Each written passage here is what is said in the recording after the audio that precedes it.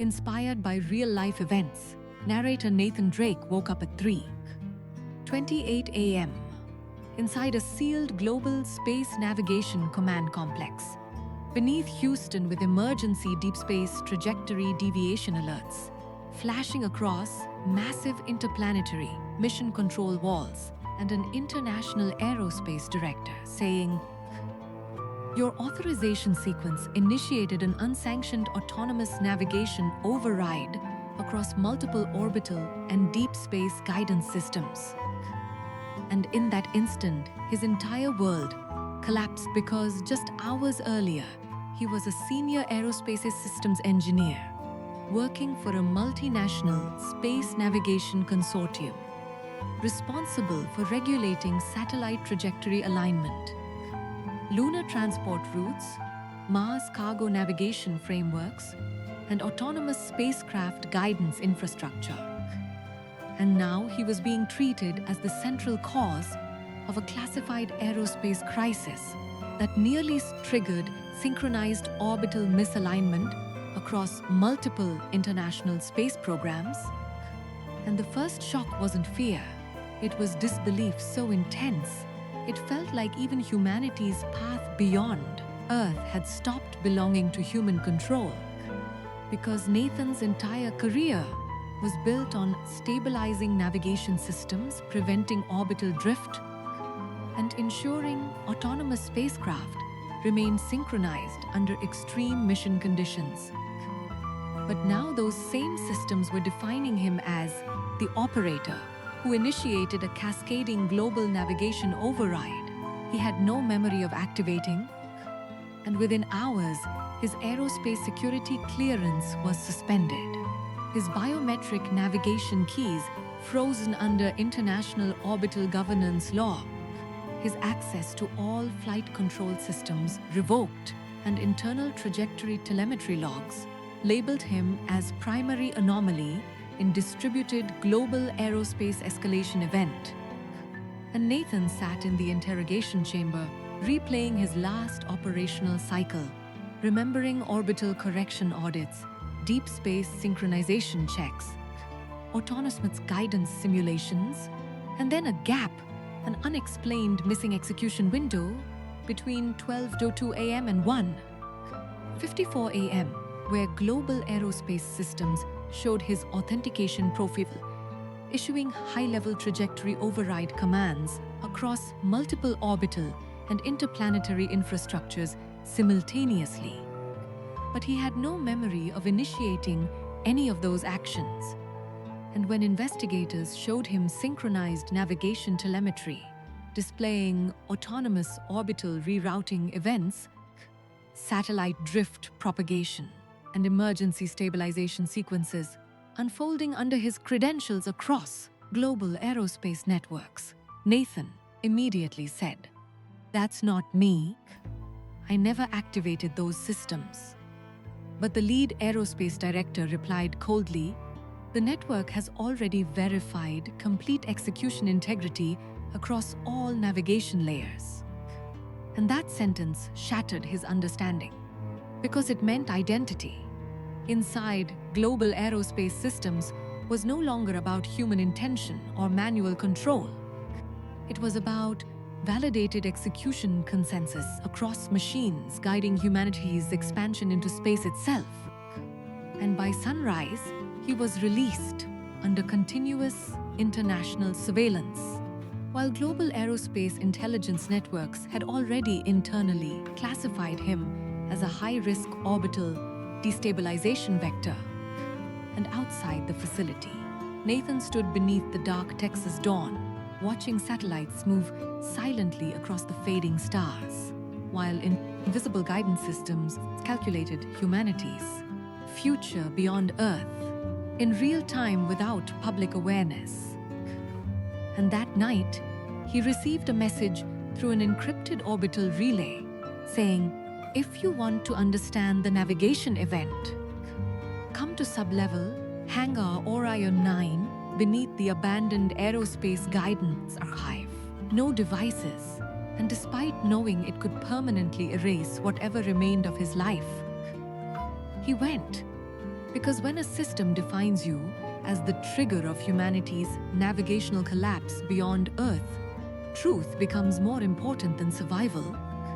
And deep beneath the abandoned archive, he met Dr. Amelia Ross, a former autonomous flight architecture scientist who specialized in orbital integrity and aerospace anomaly reconstruction. And she didn't soften the reality. She immediately showed him reconstructed trajectory pathways and said, "Your identity wasn't physically present inside the navigation execution layer. It was replicated through a live authentication relay embedded inside the global aerospace network." And Nathan instantly said, "Then I can prove I didn't do it." But Amelia replied, "You're still thinking like someone inside human mission control systems, not like inside the autonomous aerospace infrastructures where execution itself becomes accepted reality. Once trajectory systems converge on stability." And she explained that the incident wasn't a single rogue navigation command, but a coordinated manipulation of global aerospace systems where authentication signatures could be mirrored into distributed guidance frameworks, allowing massive orbital cascades to propagate under legitimate operate identities while erasing conflicting trajectory logs across redundant aerospace layers. And Nathan's profile had been selected because his operational history showed exceptional stability across global navigation systems with near-zero anomaly deviation, making him the perfect attribution anchor for rapid containment of a globally catastrophic orbital event.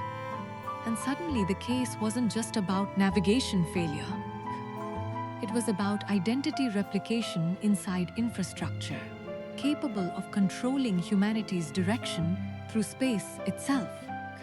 And Amelia offered him a choice: step away and let the system finalize him as the architect of the orbital collapse, or help her trace the internal aerospace relay chain before it was permanently overwritten by automated trajectory containment protocols designed to preserve global mission stability at any cost.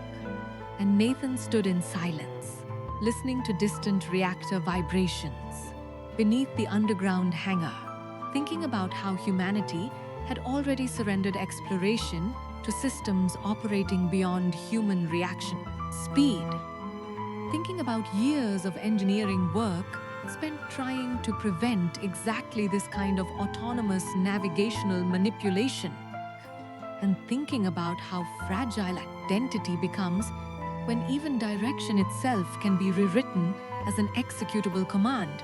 And finally he said, "If my identity has already been used to manipulate global aerospace systems without my consent, then I have nothing left to protect except the truth itself." And that decision pulled him into a hidden layer of planetary navigation infrastructure, where nothing remained stable. Because every trajectory log they analyzed was actively recalculating itself in real time, every orbital trace they followed kept shifting, as if the entire aerospace network itself was adapting to their investigation. And soon they discovered the breach wasn't foreign sabotage, but internal privilege abuse, involving a senior aerospace strategist across quietly rerouting authentication sessions, autonomous guidance, a race to conceal unauthorized predictive space expansion experiments hidden inside global mission optimization programs. And Nathan's identity had been selected as the central attribution anchor because it aligned perfectly with automated aerospace incident resolution systems designed for rapid containment of politically catastrophic orbital failures. And one night, while analyzing live global navigation telemetry streams from an isolated offline guidance node, Nathan saw something that completely shattered his understanding. His credentials were actively initiating real-time trajectory corrections across global aerospace systems, while he was physically disconnected from all networks. And Amelia immediately said, "They are continuously simulating your identity inside the navigation layer to preserve the operational narrative." And Nathan realized he wasn't just being blamed after the event. He was being continuously reconstructed inside a live aerospace system capable of deciding humanity's movement beyond Earth itself.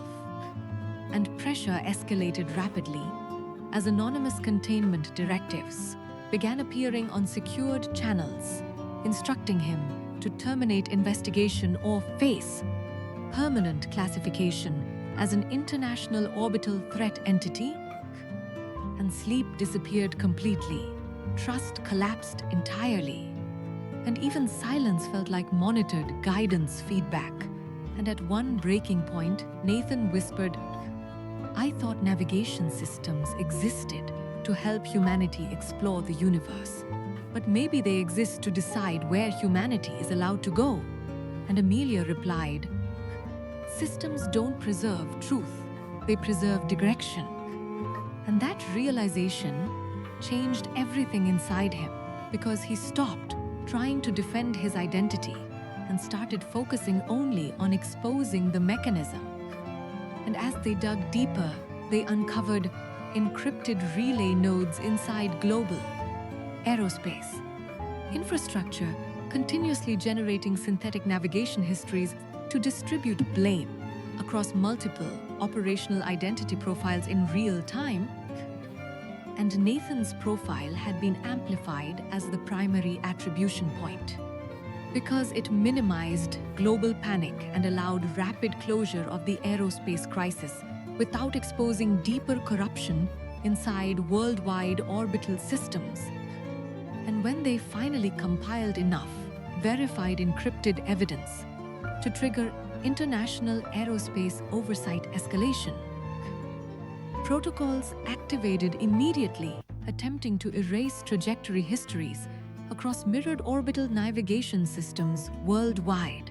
And Amelia said, "This is where most people are permanently absorbed into official versions of humanity's future itself." And Nathan replied, "Then I'll be the anomaly they can't redirect."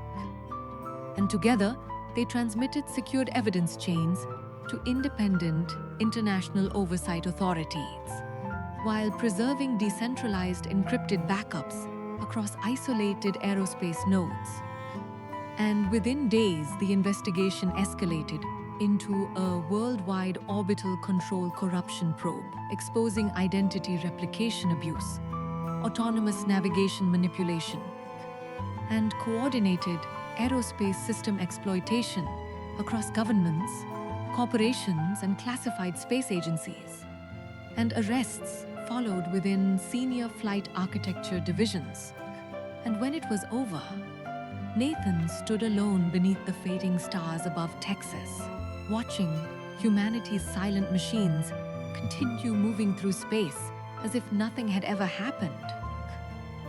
Realizing that the most dangerous truth about advanced systems is not that they fail, but that they can assign failure to a single identity and make it appear cosmically undeniable. And a week later, when he met Amelia for the last time beneath the dim glow of dormant guidance arrays, she asked him, "What did this change in you?"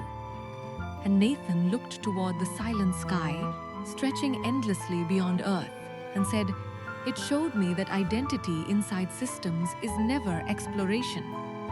It is assigned control." And she asked, "And what did you gain?"